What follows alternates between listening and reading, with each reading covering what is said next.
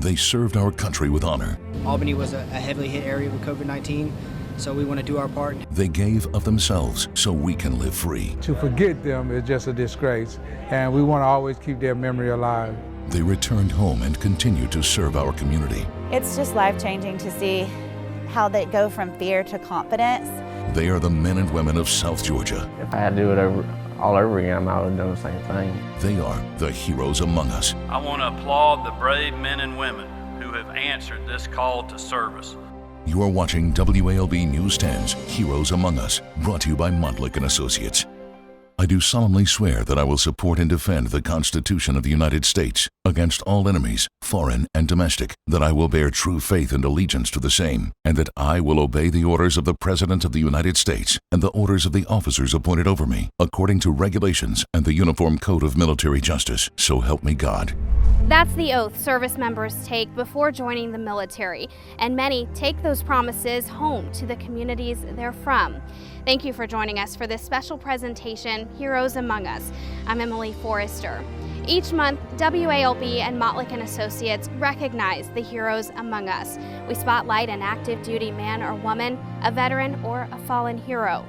This year was a little different. When the coronavirus pandemic hit Southwest Georgia, we watched all kinds of heroes step up to the front lines of a different kind of battle. A former Navy flight surgeon led part of that battle in Albany.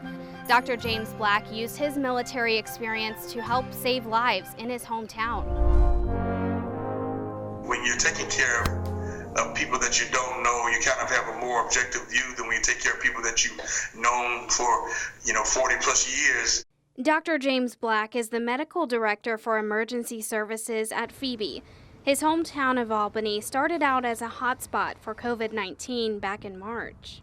You'd be surprised how much of the country's eyes are on what we're doing here down in Albany, Georgia. He learned quickly he would have to take care of people he knows fighting the disease.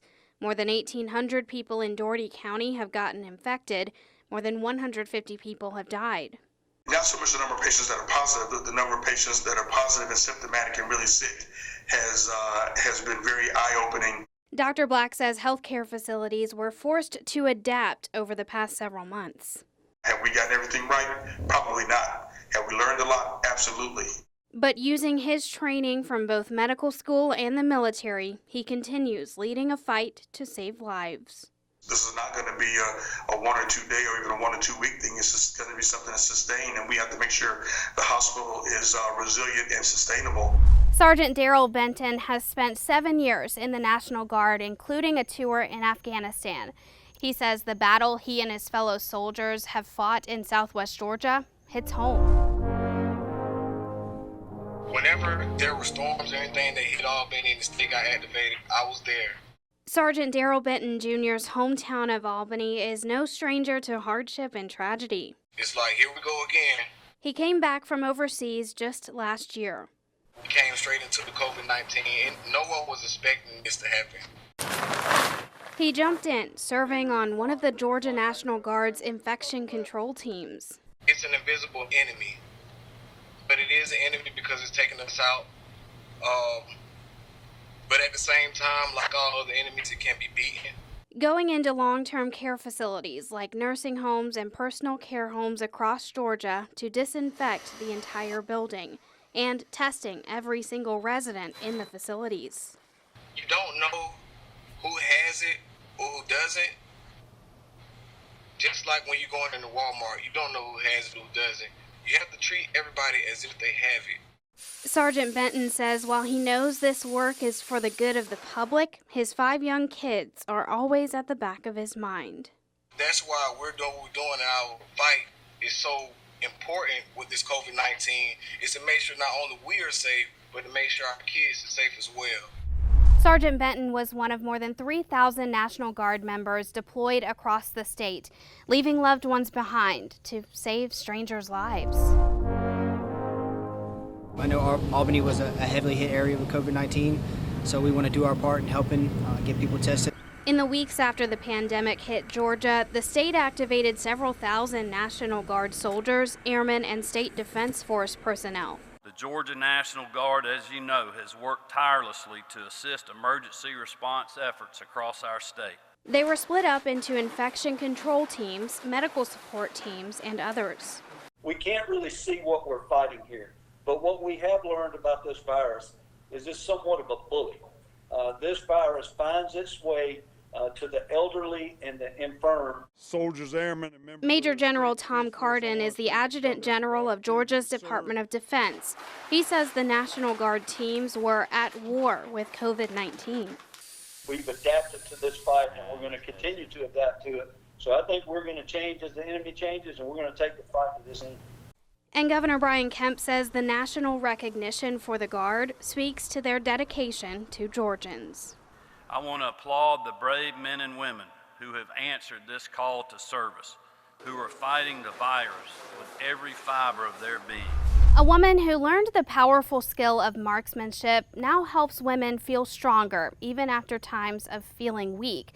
Meet Marine Corps veteran Tori Branham, who helps those she's never met. It's been more than 20 years since Tori Branham joined the Marine Corps after graduating from Westover High School in Albany. She's exceedingly patient and very empowering. The former marksmanship instructor now teaches beginners not only to shoot a gun, Bullseye. but how to handle it, load it, and unload it safely. Every time I turned on the news, it was just one woman victim after the other. She posted on Facebook and found dozens of women ready to bite the bullet and take shooting lessons in hopes of not becoming a victim themselves. I had a woman that came out. She had a gun held to her head and was counted down. I had another lady, she had had a bad experience, again, had a gun held on her, and she cried every time she pulled the trigger. Shot by shot, she hopes to teach each woman to have faith that they can protect themselves.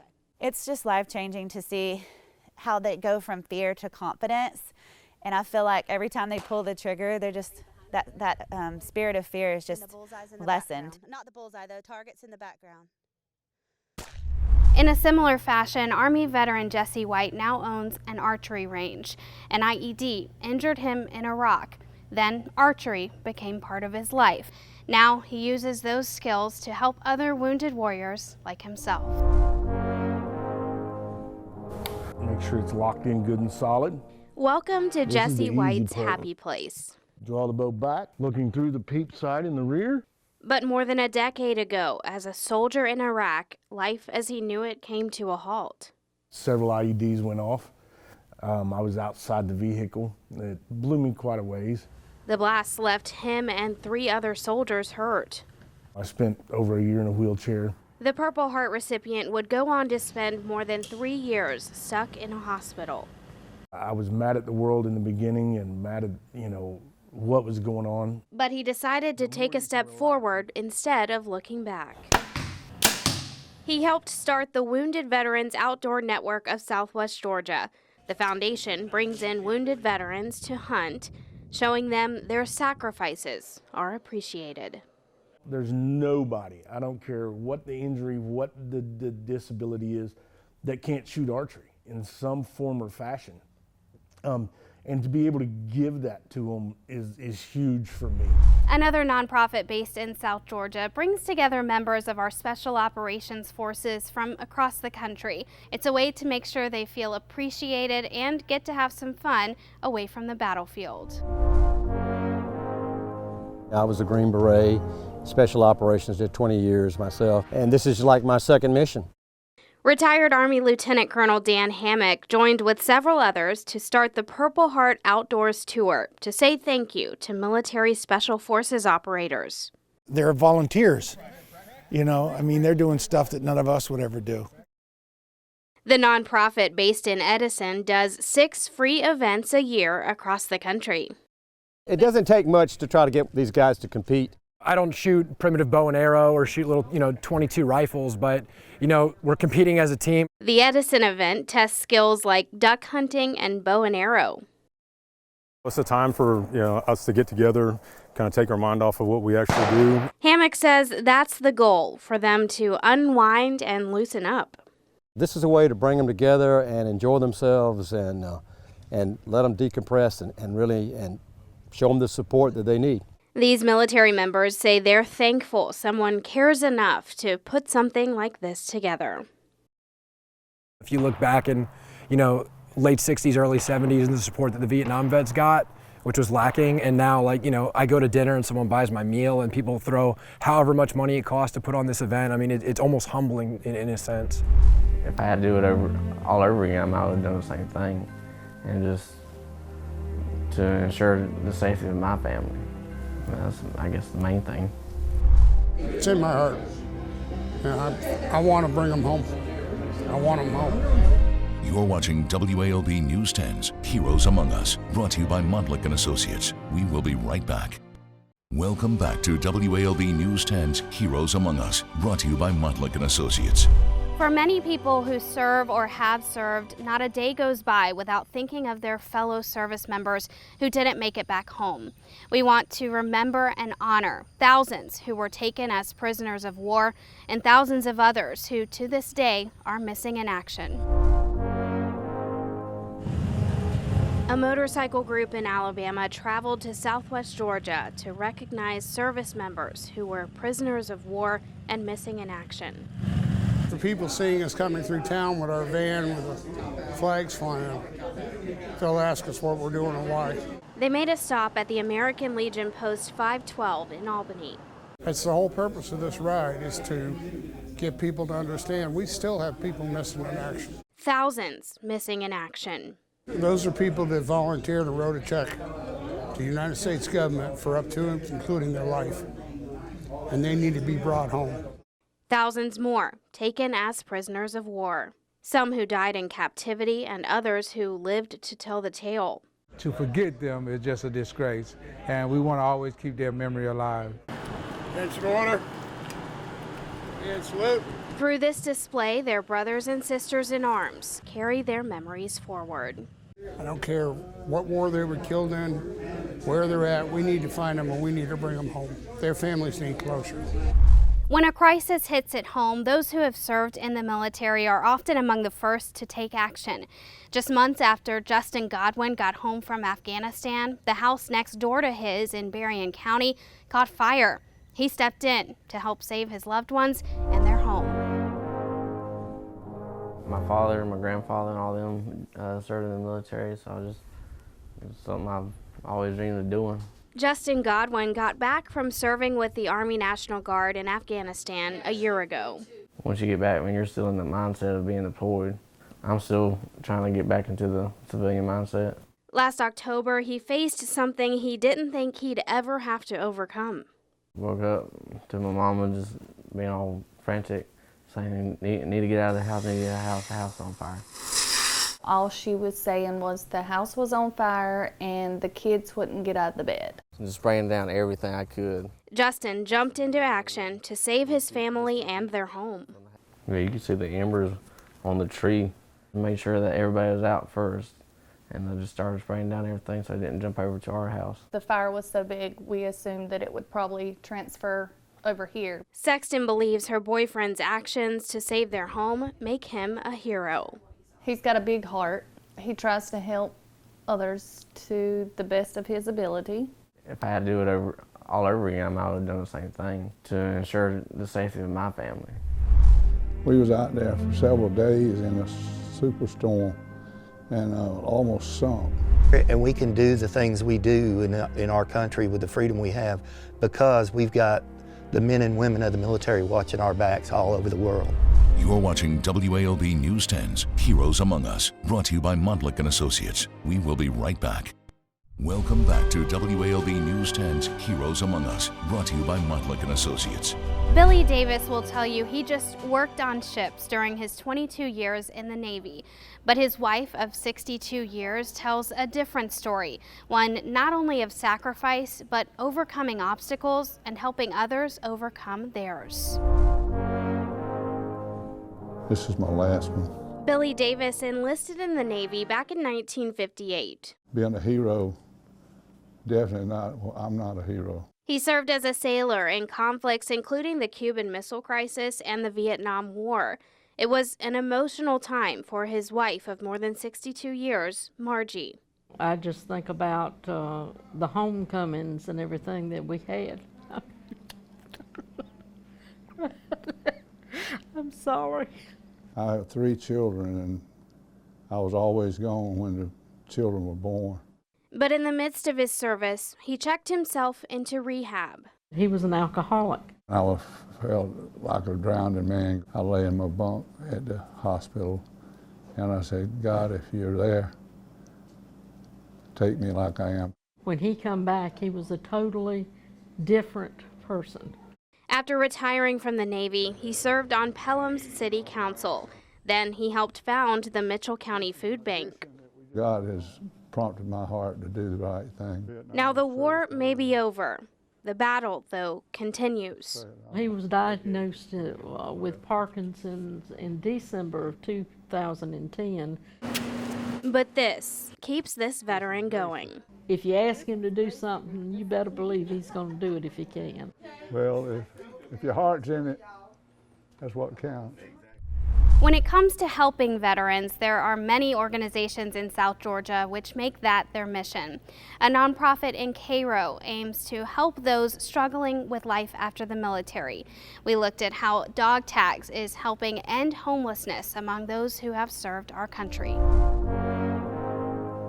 Dog Tag Support System, or Dog Tags, is a veteran resource center in Cairo.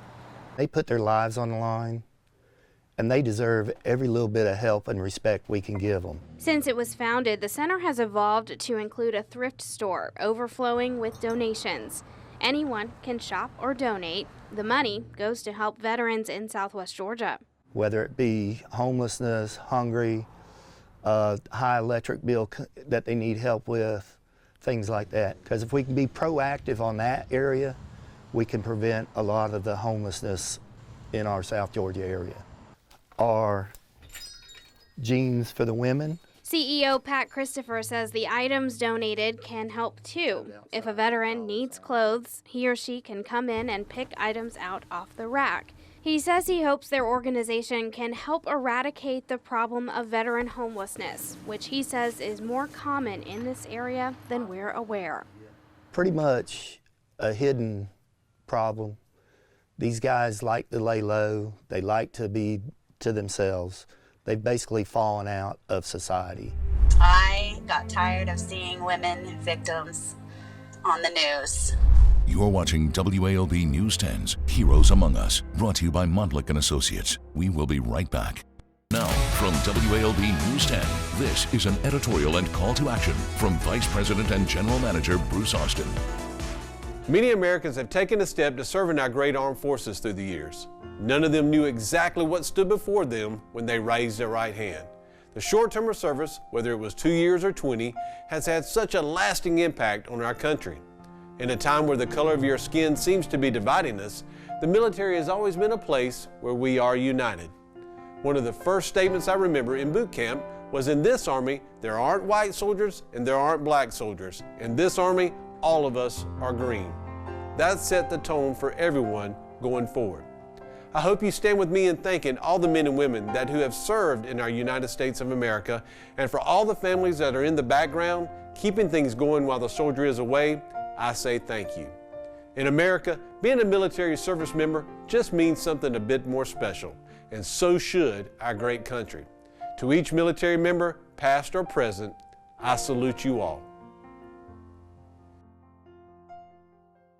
Welcome back to WALB News 10's Heroes Among Us, brought to you by Montlick & Associates.